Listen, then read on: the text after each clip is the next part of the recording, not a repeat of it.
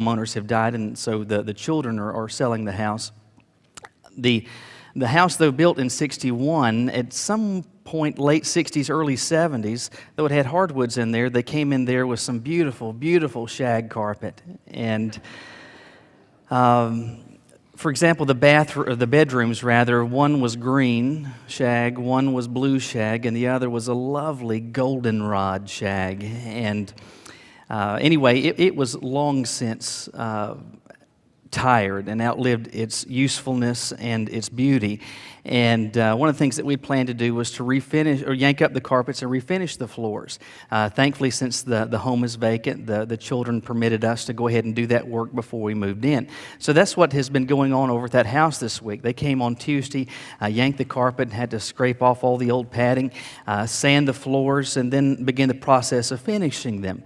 So by Wednesday evening, they had the first coat of polyurethane on them. That needs to dry overnight.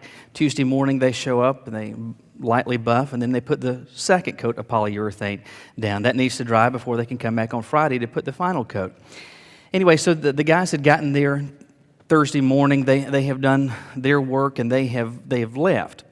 Now, I was to meet an electrician on Thursday afternoon over at the house because there was a little work that needed to be done in the basement.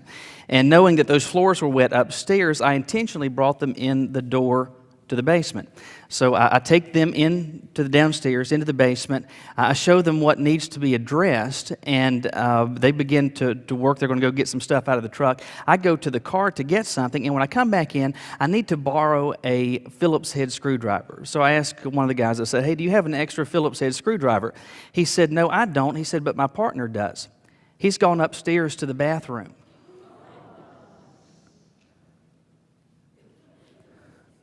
I don't know how high blood pressure goes, but whatever that number is, add just a little bit more to it, somewhere well into stroke territory. And I hear that, and I immediately run up to the top of the stairs. At that point, he's finished in the bathroom. He's walking back down this hall, and I meet him there at the top of the steps, and so many things are going through my mind to say. So many things going through my mind to say, but this is what I said.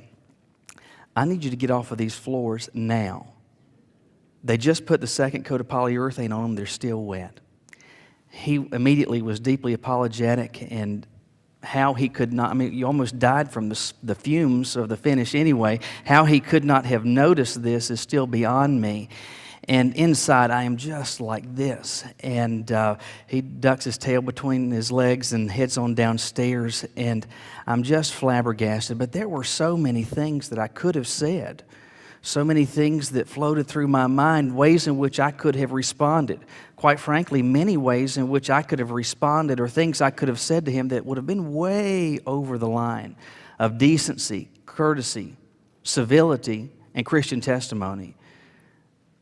In fact, I could have very easily said so many of those things and assuaged my conscience by saying, well, yeah, I maybe shouldn't do that. However, I mean, look, these floors, this is costing me thousands of dollars, and he's in the process of messing this up. And I could have sought to excuse that behavior because of that, or I could have told myself, it's okay for me crossing the line because, quite frankly, it's rude to go into a house that's not yours as a service technician and just walk through until you find a bathroom that you just happen to want to use and never ask anyone the first question.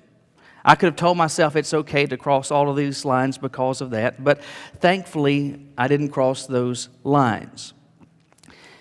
And part of the reason for that, and don't misunderstand me, I do not whatsoever profess to do this in any perfect manner. However, it is true that I operate under this premise. As a follower of Christ, God deserves, demands, and expects my faithfulness. And He has erected standards for me, not because I'm a pastor, but because I'm one of His followers. God has erected standards for you, not because you're a member or an attender at Gate City or for any other reason other than the fact that you are one of His followers. And there's standards that He's erected, guidelines and parameters that He wants us to operate, whether it is in thought, in word, or in deed. And He wants us to maintain that.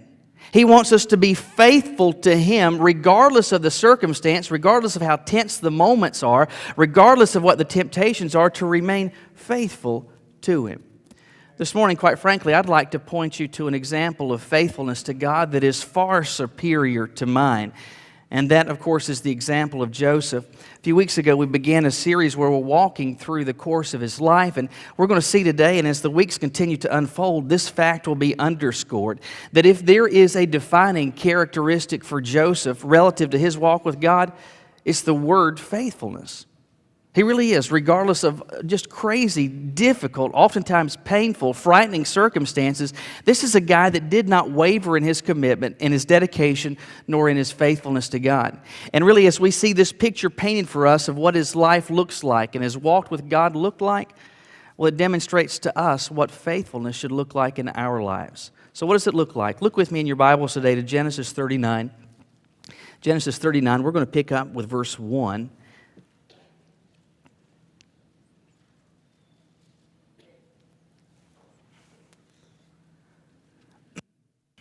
Genesis, 39, beginning with verse 1. There we're told that Joseph had been taken down to Egypt, and Potiphar, an officer of Pharaoh, captain of the guard, an Egyptian, bought him from the Ishmaelites who had taken him down there.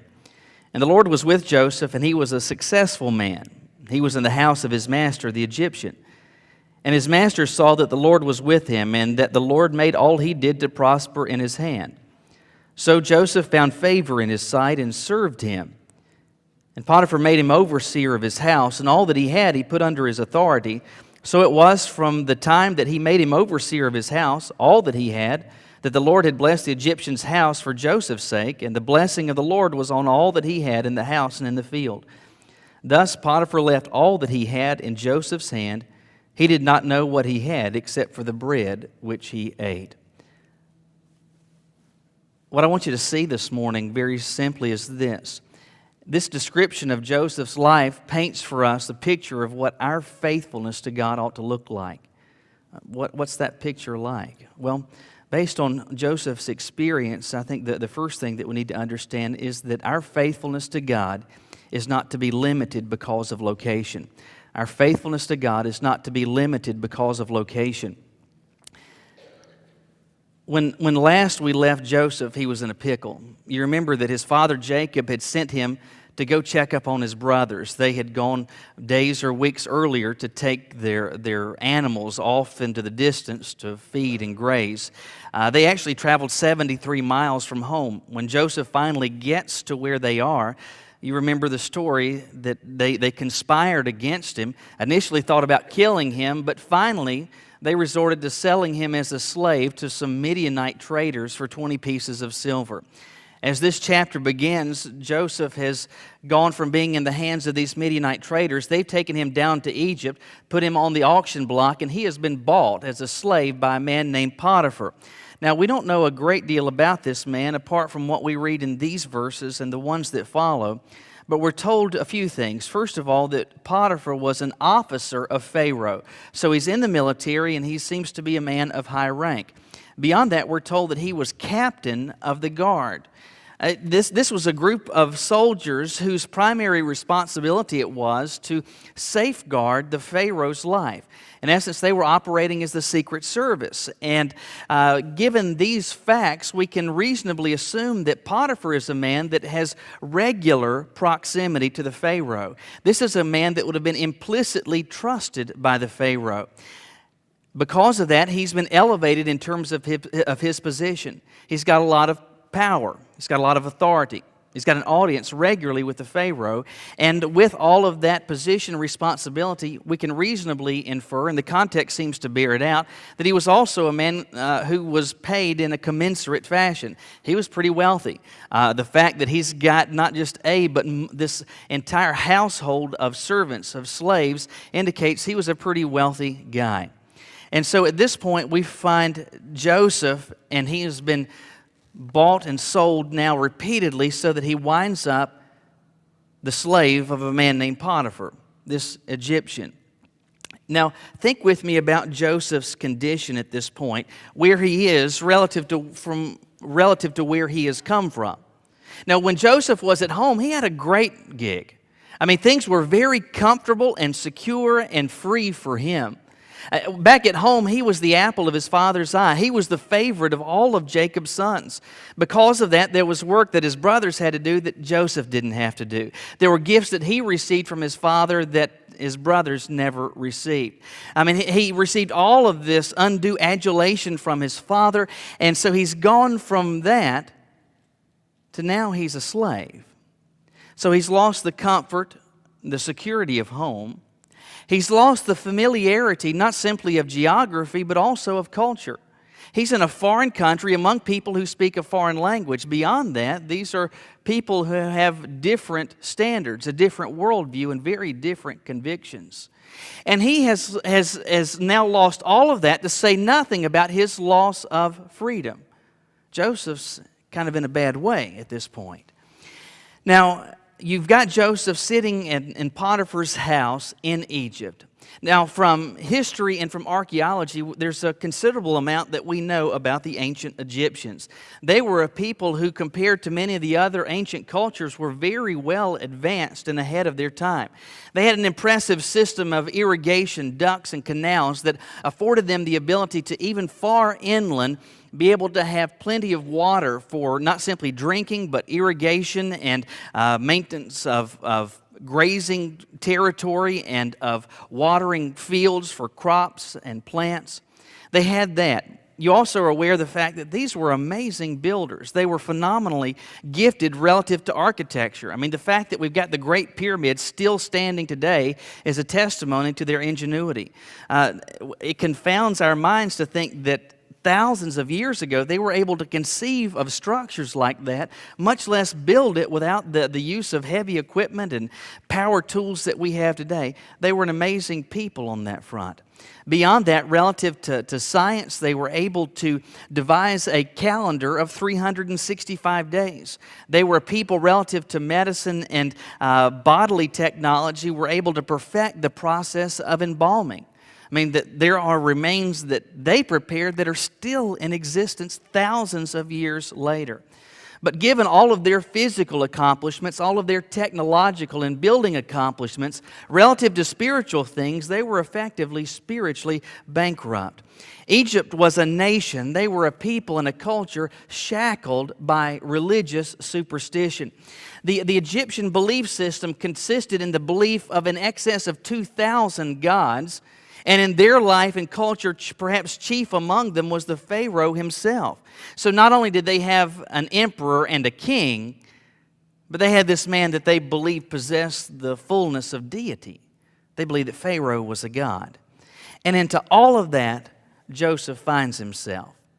Stripped of everything that's familiar, stripped of faces and people that are known to him, stripped of a culture and a language and geography that's known to him, and he finds himself in Egypt. Foreign people with a foreign language, people that have a completely different worldview, people that have completely opposite religious and spiritual convictions. And what does he do? Verse 3 gives us some insight where it tells us that Potiphar saw that the Lord was with Joseph and that God made all he did to prosper in his hands. We're going to continue to flesh this out, but I want you to understand the significance of that statement. Potiphar is a guy who's steeped in Egyptian culture. This is a guy whose primary job in life is to protect the Pharaoh, a man that the nation believes, and almost certainly Potiphar believed, hey, this is not simply a guy, this is a god. He's not familiar with the teachings of the Old Testament scriptures. He doesn't know, probably hasn't even heard of the God of the Bible. This suggests to us that he and Joseph must have had some conversations where Potiphar gets to the point in place where a God that he did not even know existed, a God that he had not even believed in, he recognizes this Joseph follows him, and that God is blessing this man's life. Now, think about how significant this is. After all, Joseph is in the perfect place to abandon and to walk away from his commitments to the Lord.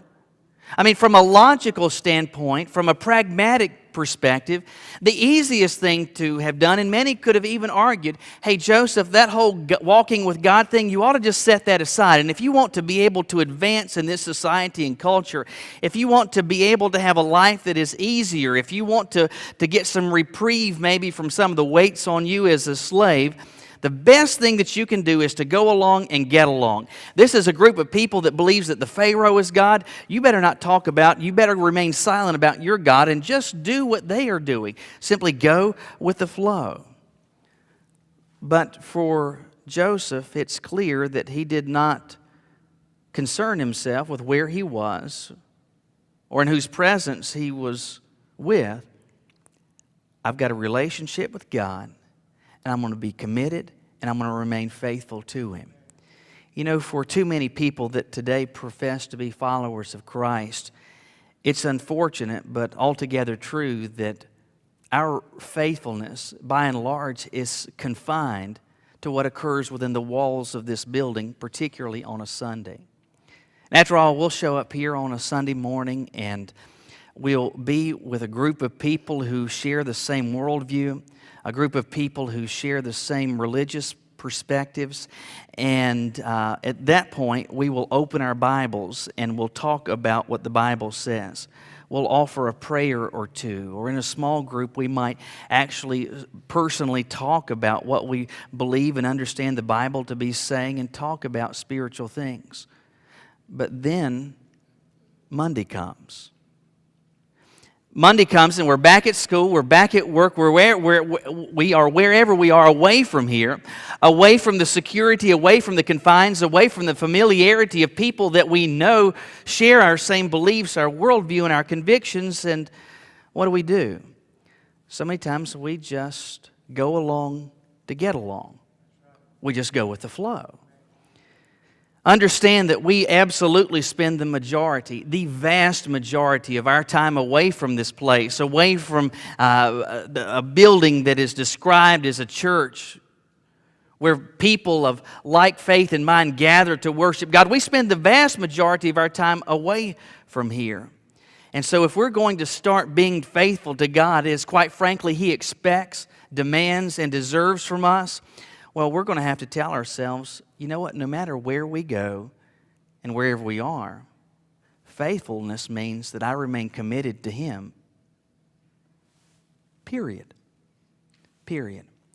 Unfortunately, we have all witnessed, some of you may even share as part of your own personal story, so many instances where you see this principle at play. You'll have a child that is born into a Christian home. And from the earliest of ages, they are taught about God. They're exposed to the claims of the Bible and the truth about Jesus. And as a child, you'll have a little boy or girl make a decision to become a Christian and to follow Jesus.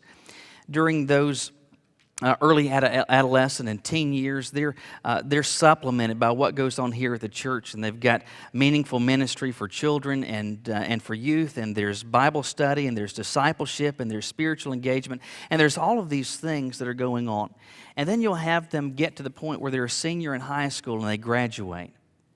And then they graduate, and they've been walking with the Lord. They've been thinking about spiritual things. They've been seeking to serve the Lord. They graduate, and then come fall, they head off to college. The geography changes, and they're away from the church. They're away from their parents. They're away from oversight. They're away from accountability, and they are in an environment that is absolutely anti-God. And what so many times happens? They go buck wild and go with the flow. Do you know what that is? I don't know what word I would call it, but I can tell you what it's not.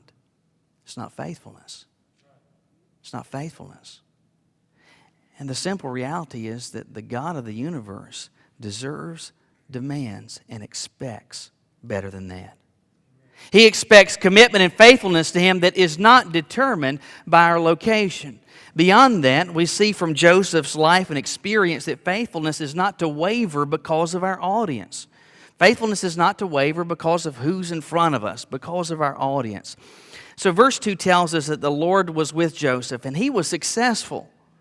All right, so that when it says to us that the Lord was with him, that communicates a couple of things. First of all, it suggests that even though Joseph has been removed from the security and the familiarity of home, even though he's hundreds and hundreds of miles away from everything that he has ever known, God is still with him. The Lord hasn't walked away, even though his geography has changed. Furthermore, it communicates to us when it says that the Lord was with him, that God's hand of blessing was on Joseph's life. And even though the circumstances were difficult and his days, many of which were probably filled with a lot of fear and fright, God's hand was on him. God was blessing him even in the face of terribly adverse circumstances. That ought to remind us or clue us into a reality that I hope you understand to be true, which is this: God rewards faithfulness and obedience, period. Well, by contrast, we need to also understand that God does not bless disobedience and lack of fidelity. You know, so many times what we want to do is just say, okay, and communicate by our actions to God, hey, I'm going to do whatever I want, I'm going to live however I please, but when my back is against the wall and then when there's some pressing need, then I want to come to you and say, God, showers of blessing we need. Mercy drops round us are falling, but for the showers we plead. And we get puzzled and we get disappointed and we experience all types of angst and frustration towards heaven because we've been telling ourselves a lie. God's going to just bless me, period. God blesses faithfulness. God blesses obedience. And even in the face of adversity, even in the face of the personal experience of being a slave, God's hand is on Joseph's life. God is blessing even in these terrible circumstances because Joseph is a guy that remained faithful to God. But notice again verse 3. It says of Potiphar that he saw that the Lord was with Joseph and that God made all he did to prosper in his hand. Keep in mind, this man, Potiphar, is somebody that has an audience, a regular, perhaps even daily audience with the Pharaoh. This is a guy who probably from birth has been ensconced with the notion the Pharaoh is a god. And Joseph is serving this man as a slave in his house. Furthermore, Potiphar, a man who does not have a personal relationship with God, a man that is almost certainly completely unfamiliar with the teachings of the Old Testament Scriptures, he comes to recognize Joseph is a man that knows, walks with, and is faithful to God. How is it possible that that happened? How is it that Potiphar is operating with this type of awareness? Well, the text does not tell us, but I believe that we'd have to turn our minds off not to come to this conclusion. Over time, Joseph and Potiphar had conversation, probably repeated conversation. I think it's reasonable to assume that Joseph told him about what it was like growing up back in home. Probably told him about his brothers and how mean they were to him. Maybe told him about this coat of many colors that his father had given him. But among all the things that it seems certain that Joseph and Potiphar talked about, Joseph shared with him about the God of the Bible. Shared with him that there is really only one true living God. I know him. I've got a relationship with him. I follow him. And he communicated through the testimony of his life. I'm faithful to him. So much so that you've got a guy that doesn't know the Lord that comes to believe that God is blessing and has his hand on Joseph's life. You know, when push comes to shove, from my perspective, Joseph in this circumstance had really only two options. Option number one was to tell himself, you know what, I need to be absolutely quiet about what I believe. If he wants to know about my family, if he wants to know about my language, if he wants to know about my culture, my work skills, how fast I type, if he wants to know about any of that stuff, I'll tell him. But when he starts pressing me about my worldview, about my beliefs, about my convictions, what I think about God, well, I'm just going to keep silent about that. I'm just going to go along to get along. That was option number one. Option number two was very different. It seems clear that that's the option that Joseph chose, which is to decide it makes no difference whose presence I'm in. I will neither remain silent about the God in whom I believe, nor will I remain anything other than faithful to him, regardless of who's watching. It says something to us about faithfulness, doesn't it? That faithfulness, the kind of faithfulness that God is looking for, it is not to waver because of audience. Let me see if I can paint the picture for you this way. I remember a number of years ago, I was down at the beach. We were at Cherry Grove. And one morning I had gotten up and I was going to go pick up some breakfast somewhere. And so I get in the car and I'm heading down Ocean Drive. And I don't know, it's 8:30 in the morning. And as I'm driving down, I noticed this man out in the front yard of his house. And he's out there watering the grass or shrubs or whatever it is. And I noticed a few things about him. First of all, it looks like he's probably in his late 60s, early 70s. He doesn't have a shirt on, which, is not terribly uncommon at the beach. And I noticed he's got this big bulbous pot belly. It also seems pretty evident to me he spent entirely too much time out in the sun, perhaps using butter instead of suntan lotion. And so he's really, really overly dark. In addition, I noticed that he's standing there holding the hose and he's smoking a cigarette. But the thing that most stood out to me is that he is, in all honesty, wearing a leopard print Speedo.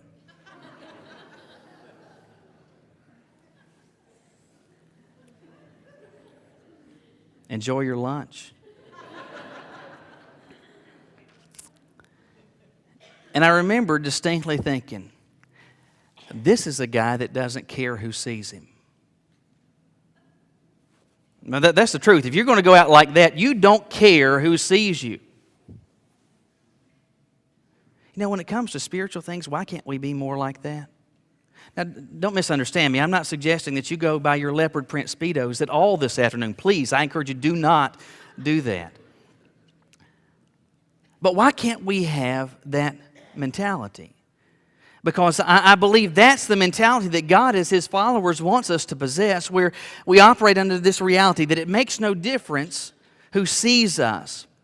It doesn't make any difference who comes to discover that we are different because Christ has made us different, and that my life is different because I'm operating on a different standard, that my life is different because I'm following a different God. I don't care who's watching. That's faithfulness. And that's why we can say that Joseph was a man that was faithful to God, because true and real faithfulness does not waver because of audience. There's a final thing that we see going on here in this passage, which is this. Faithfulness is not to be confined to the spiritual. Faithfulness is not to be confined to the spiritual. It's interesting what happens in these remaining verses.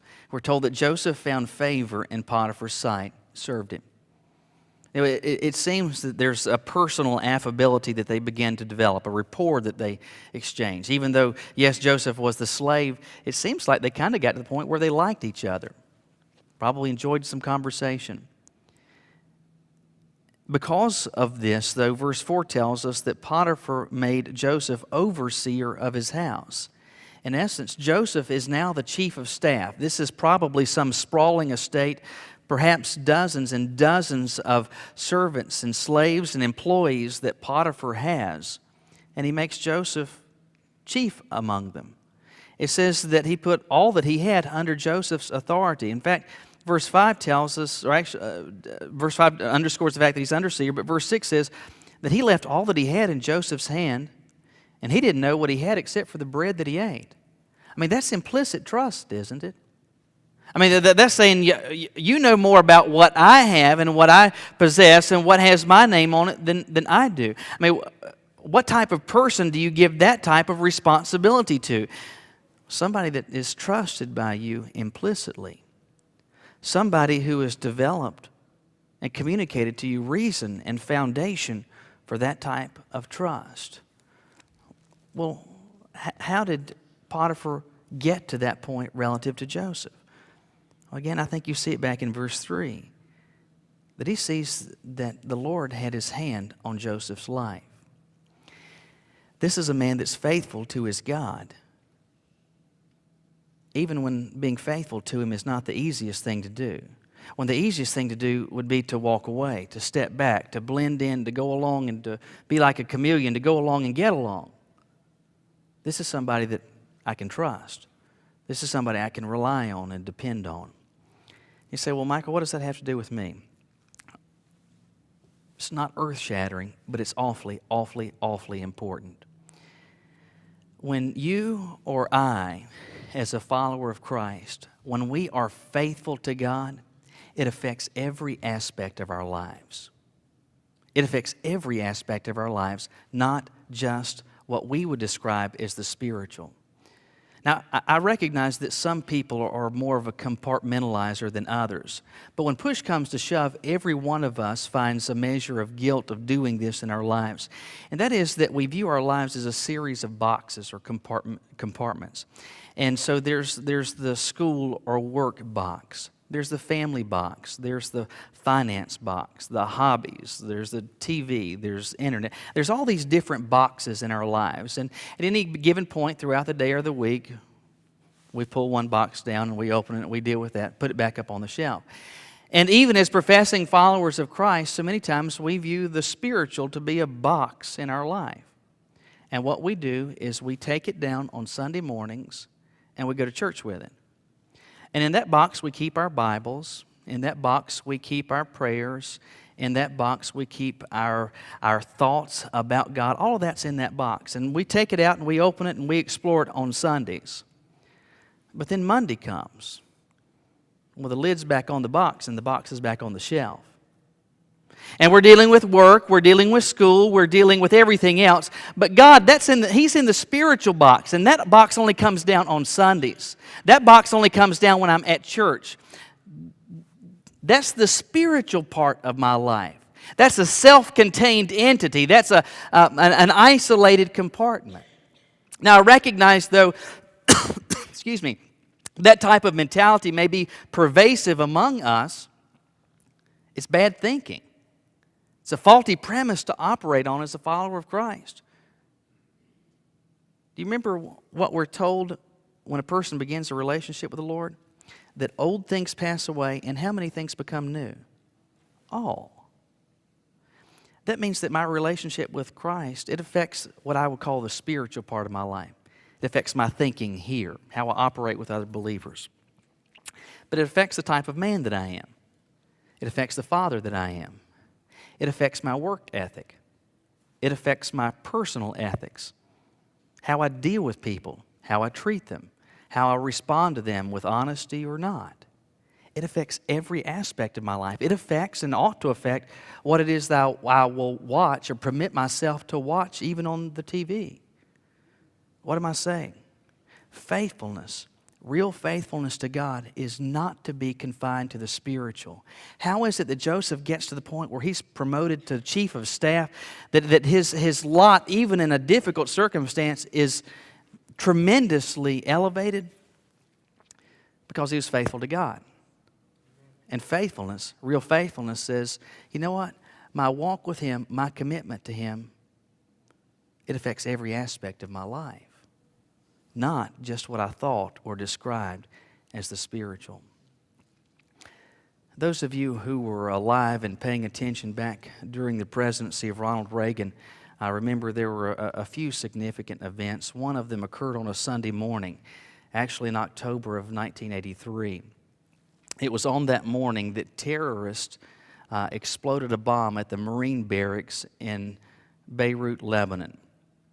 And in that explosion, many of you remember watching afterwards the aftermath as news crews get on the scene and recording footage. But in that bombing, 241 Americans were killed. An additional 128 Marines were wounded. As they're in their barracks, they're sleeping, don't have a care in the world, and all of a sudden this bomb goes off, killing over 240, injuring nearly another 130. It was something, an event that gripped the nation's heart, aroused its passions, and was a significant moment in our nation's history. In the days that followed, the survivors, those Marines that were injured, were airlifted out, many of them sent to medical hospitals in Frankfurt, Germany.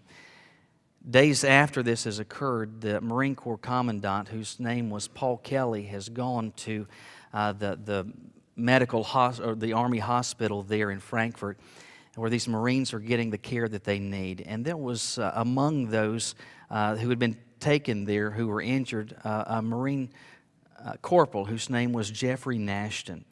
It was said of Nashton that he looked at that point in the hospital more like a machine than a man because he was so connected to so many different devices. He had IVs and needles and probes and hoses connected everywhere. He had a tube in his mouth going down to his throat, and he wasn't able to communicate with anyone. But the Marine Corps Commandant, this General Kelly, is going to the hospital, and he's trying to visit with these wounded Marines, and he's trying to encourage them to the extent possible, pat them on the back, to thank them for their service, and hopefully instill them the desire to keep fighting so that they might not be added to the list of those who were killed. And he comes to the bedside of this young corporal, Jeffrey Nashton, and he says and exchanges pleasantries with him. Of course, Nashton cannot respond, but he's trying to pat him on the back just to encourage him as best he can. And Nashton wants to respond, but he's not physically capable. And so what he does is to motion with his hands like this, one of his hands. And so that they bring him a piece of paper and a pencil, and he wrote 2 words to the Marine Corps general, Semper Fi. The Latin motto of the Marine Corps. What does it mean? Forever faithful. You know what God's looking for? Semper Fi. Forever faithful. Won't you bow your heads with me? I know it takes a little bit of imagination to do this, but if you could, put yourself in Joseph's spot. Try in your minds to walk in his sandals for a moment. If you'd been sold as a slave, taken to a foreign country where they worshiped false gods, you lost your freedom, the awareness of all that's familiar. You came into that circumstance as a follower of God, but how would things change? Would your audience, those that you're interacting with, would that affect it? Would your location, being away from the security and the convenience of home, away from a place like this where we can safely and openly talk about God, will that change anything? If the answer is yes, I'm not suggesting that you possess no faithfulness to God, but I am suggesting that based on what I believe we see in Joseph's life that God's recorded for us, he's looking for more. He deserves more than that. Maybe you can think back just this past week as you've been away from here, as you've been with a different crowd. Yeah, you'd be kind of ashamed, embarrassed if those around you knew what you did, what you said, what you watched. Now, they may not know. Those around you may have no idea. But God saw it all, knows it all. Perhaps in response to that, you feel something going on inside. And that's not the prowess of my words or the skill of my oratory. That's the work of the Holy Spirit. He's showing you some things need to change. There's some decisions that need to be made. Whatever the motto is of your walk with God right now, it's not Semper Fi. That could be. It should be. But it's not yet. And He's showing you, you need to talk to Him today. You need to make some decisions. There's some things that need to change. We're going to have a time of invitation here in just a moment, and this is going to be your opportunity to respond not to what I'm saying, but to what God is saying to you. And as He's spoken to you in ways that I never could, I promise you He'll change you. He'll make you somebody like a Joseph who, even in the worst of circumstances, can have influence that absolutely baffles the mind. Maybe it is this morning that you saw Romy and Andrew baptized this morning and heard about the symbolism behind that and said, you know what, Michael, I don't know that I've got that. Not sure that I've ever experienced it. I've got some questions. I'd like to find out more. I'd like to come to discover how I too could have a personal relationship with this God that loves me. Well, this time's for you as well. Just a moment. Will you leave where you are? Will you come and just share that with me? let me begin a conversation with you, and we'll make as much time today and the days, the weeks ahead, so that you can get to the point and place where you can experience what so many here already have. Maybe the decision God is prompting you to make today is to become a part of the Gate City family. You realize you didn't get here by chance or coincidence, but you feel like God led you here. He's shown you this is a place that He's at work, and He wants you to invest your life and family here. Maybe there's something else God's just put on your heart, and you need to talk to Him about it. This is your time. Lord, we want to say, first of all, thank you for being faithful to us when you don't get perfect faithfulness from us. In fact, Lord, spotty, in some cases even sporadic faithfulness is the best that you get from some of us. And Lord, you are speaking to each of us, to our point of need, to where exactly we are in our walk with you, and you're showing us what could be, what should be, and how it can be. And Lord, as you are prompting specific decisions on the hearts of people this morning, I pray that we respond however you guide us, for your sake, for our good. We ask this of you in Jesus' name, amen.